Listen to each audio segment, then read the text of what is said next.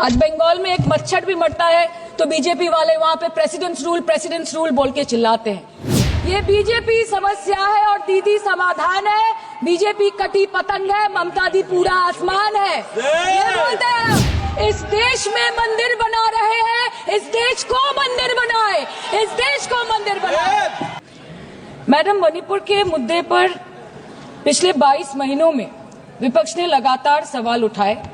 कभी चर्चा ना होने पर हमने वॉकआउट किया तो कभी मकर द्वार पे धरना दिया, लेकिन हमें सबसे ज्यादा उम्मीद जिनसे थी हमारे आदरणीय प्रधानमंत्री जी, ना उनके मन में मणिपुर के लिए कोई जज्बा दिखा और ना ही उनके बातों में मणिपुर का कोई जिक्र उठा। 600 दिनों से ऊपर चल रही एथनिक वायलेंस मैडम, 240 से ऊपर मणिपुर के भाई और बहनों की मौत, 1500 से ज्यादा जख्मी लोग, more than 5,600 arms, 6.5 lakhs rounds of ammunition looted from police armories, करीबन 68,000 इंटरनल डिस्प्लेसमेंट, 13,000 से ज्यादा स्ट्रक्चरल डैमेज, कई लापता लोगों की डायरी, लगातार दहशत की खबरें। फिर भी सरकार ने अपनी चुप्पी मणिपुर पर नहीं तोड़ी। Madam, in the past 22 months, every individual has taken to the streets of Manipur protesting and demanding peace. The apex student body of the Northeast staged a protest against the Prime Minister and the Home Minister for their failure to handle the crisis. The Indigenous Tribal Leaders Forum, the Kuki Front, organized a mass rally alleging that the central agencies were cherry-picking in order to appease the majority community at the expense of the minorities. Madam, कल तक Meitei community के महिलाओं ने protest stage किया और home minister को अर्ज किया कि आप जाएं और मणिपुर में शांति लाएं। अध्यक्ष महोदय, कम्युनिटी चाहे कोई भी हो, मणिपुर के लोग हमारे अपने लोग हैं और हम आपसे बस यही कहना चाहते हैं कि whether you like this fact और नॉट, मणिपुर इस देश का ही हिस्सा है। मैम, 550 से ज्यादा civil society organisations, retired bureaucrats, police officers, activists, lawyers, filmmakers, journalists, academics, writers, they had to unitedly issue a public statement urging the Honorable Prime Minister to speak out about the ongoing ethnic violence in Manipur, but there was pin-drop silence from the Prime Minister's end. और जब वो पहली बार बोले तो उन्होंने मणिपुर के अब के हालात के लिए कांग्रेस की तब की सरकार को कोसा, जबकि मणिपुर में डबल इंजन उन्हीं की चल रही थी। Sir, only a few empty words were spoken by the Prime Minister and not even a single substantial step was taken by the central government to handle the Manipur crisis.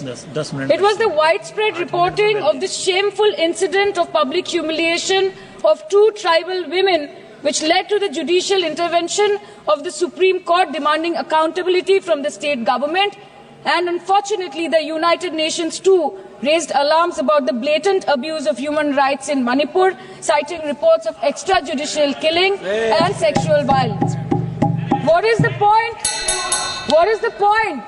What is the point of discussing Manipur, madam? What is the point of discussing the budget of Manipur? Manipur has experienced higher inflation rates every month since violence broke out in the state. 70% of Manipur lives in the villages with a monthly inflation rate of 10 to 12%, the highest inflation among all states in the country. Youth employment in Manipur is at 23%. मंत्री जी, मणिपुर पर इसी सदन में बार बार बातें रखी गई, नहीं रखी गई, रखी स्पीच रखी गई, गलत बात है। और गृह मंत्री जी भी, प्रधानमंत्री जी भी अपने भाषण के क्रम में वहां की स्थिति को बड़ी स्पष्टता के साथ रखे हैं। इस तरह के बयान करके, गुमराह करके अराजक स्थिति पैदा करने के लिए जो मणिपुर शांति की ओर बिल्कुल बढ़ चुका है, उसके महोदय सदन में इस तरह से क्यों बोला जा रहा है महोदय? ठीक है। Budget for healthcare slashed by 23% and 11.5%, and budget for education slashed by 17% and 5.6% in the past 2 years. Budget for nutrition has been cut by 25%. Social security spending for tribal communities have seen a massive cut of 47%. and price rise is bleeding every family dry, no matter what their ethnicity be. What has the Manipur budget demands of grant proposed for reducing inflation and ease supply chain for the network of the state? Approx 6,164 children between 6 months to 6 years, 2638 adolescent girls, 232 pregnant women, 753 lactating mothers are currently living across 325 camps in Manipur. By April 2024, 554 babies were born in relief camps since the violence erupted, including 2 maternal deaths as per official data. Madam, media reports के अनुसार चुराचंदपुर के एक relief camp में 80 से ऊपर लोगों की मौत हो चुकी है, कभी ट्रॉमा तो कभी मैलन्यूट्रिशन तो कभी बीमारी से। एक 36 साल के नौजवान ने एक रिलीफ कैंप में अपनी खुद की जान ले ली। 665 days of continuous conflict assaulted the well-being of 30 lakh people of Manipur. Youth has no future. Women and children are cramped in the relief camps. Elderly says that they have no hope for the future. आज बंगाल में एक मच्छर भी मरता है तो BJP वाले वहां पे प्रेसिडेंट्स रूल बोल के चिल्लाते हैं, लेकिन जब तक आपके डबल इंजन राज्य में आपके ही मुख्यमंत्री ने इस्तीफा नहीं दिया, तब तक आपको ख्याल नहीं आया कि जिंदगी धूप तुम घना साया। Madam, my humble question is, if president's rule was the solution, why was it not imposed months ago, when people were continuously dying and houses were set ablaze? After allowing Manipur to burn for months, today you are here with a bouquet of rosy promises. Please remember, Madam, please remember, Madam, please remember कि फिर नहीं rule जो है 66, 67 and 68 president rule जिसकी ये बात कर रही हैं वो आइडेंटिकल बिल है जो कि इस हाउस के पास है। प्रेसिडेंट रूल पर डिस्कशन होने वाला है, इसीलिए इनको फाइनेंस बिल पर केवल फाइनेंस की बात करनी है। नो प्रेसिडेंट रूल पर बात होनी है। वो बिल यहाँ है, वो बिल यहाँ है। Madam, after allowing Manipur to burn for months, today you are here offering bouquet of rosy promises. Please remember, फिर नहीं बसते वो दिल जो एक बार उजड़ जाते हैं गालिब, कब्र कितनी भी सजाओ कोई जिंदा नहीं होता। Please remember this. Madam, this was imposed not to restore peace, but to salvage the BJP's political reputation after months of inaction. This is the truth. This is the truth. प्रधानमंत्री जी ने 2022 जनवरी के बाद मणिपुर में अपने कदम नहीं रखे, लेकिन इस बीच 40 बार इंटरनेशनल और 244 बार डोमेस्टिक ट्रिप्स लगाए। Amit Shah ji, honourable home minister, सिर्फ 2 बार गए। माननीय प्रतिरक्षा मंत्री 1 बार गए। माननीय वित्त मंत्री और पार्टी प्रेसिडेंट तो गए ही नहीं। There's a saying called narrow fiddle while Rome burned, अर्थात आग लगी बस्ती में, साहब अपनी मस्ती में।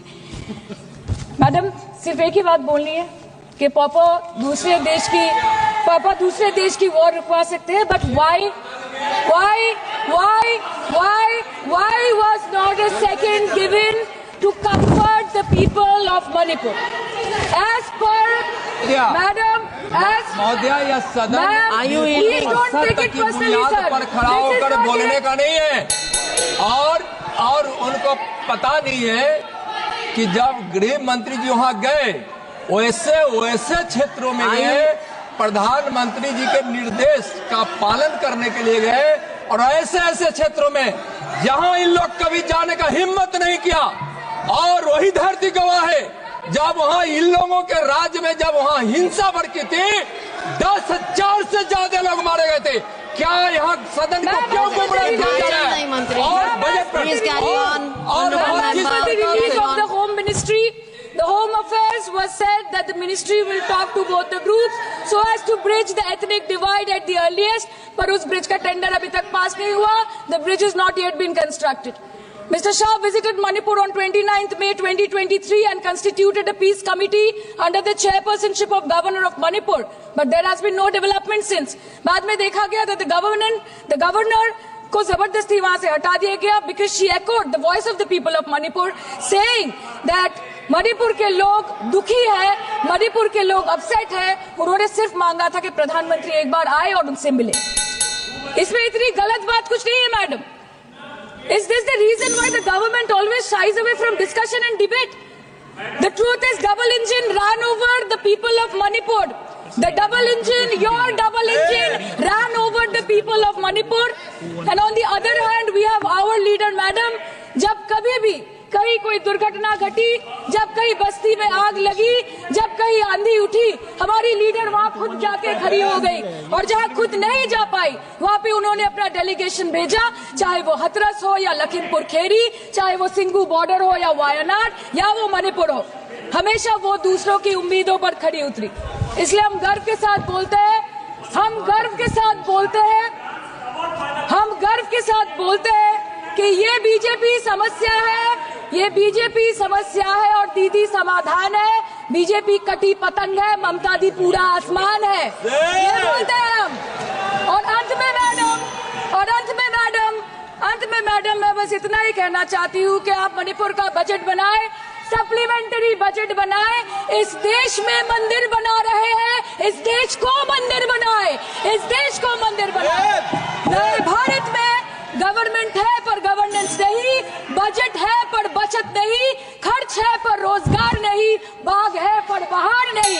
ऐसे भारत को हम जानते नहीं, ऐसे सरकार को हम पहचानते नहीं। आज माननीय प्रधानमंत्री जी मॉरिशस गए हैं, उनको हमारी तरफ से बड़ी शुभकामनाएं। एक तरफ मॉरिशस है, एक तरफ मणिपुर। मंत्री जी, यस, हाँ, एक्सक्यूज मी, चालू है, बोलिए। मंत्री मैडम जी, आपसे हम बोलना चाहते हैं, madam this is a gross abuse of the chairs intelligence. This is a gross abuse no, Minister, by an honorable member. No, you cannot point fingers at the chair. No, I'm sorry. Who is exceeding the I'm limit sorry. of a debate I'm sorry.